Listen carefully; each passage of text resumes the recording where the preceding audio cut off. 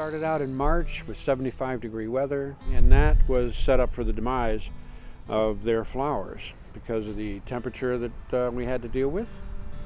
And we went through multiple frosts, and then in April we had a lovely 1.5 inches of snow, which wasn't horrible at the time, but it definitely made a difference in our productivity in flowers. After the snow was the detrimental side for pretty much the entire crop.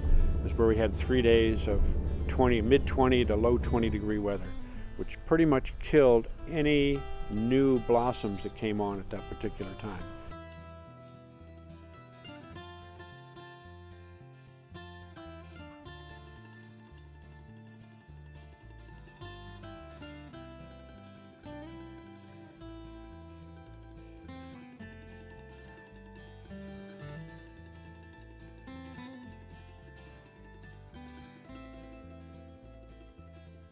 We end up with small to medium-sized apples. It affected our overall crop size, volume-wise.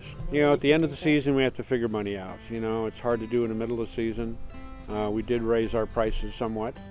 U-pick is a major part of our business.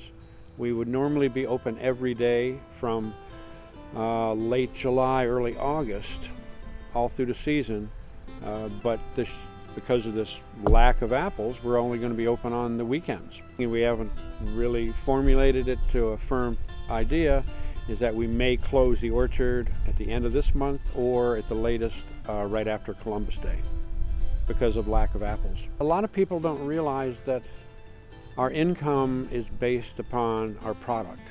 When our product is a lot less, our income is less. What bothers me is not having enough apples for storage, because we store around 1,500 to 2,000 bushels through the winter for our winter sales. But more importantly, we usually press apple cider every week, and that's kind of like one of our mainstays.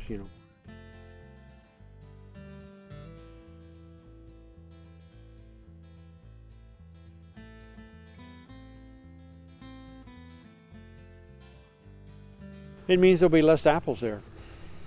Cornell had little to no apples, so they may not be at the fest.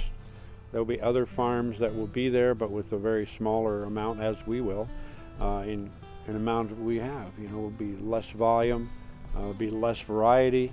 There's some varieties that didn't make it through, others did okay. It's a matter of people have to realize, okay, we lost a large percentage of our crop. So I think they need to actually see it by not being there, the crop not being there.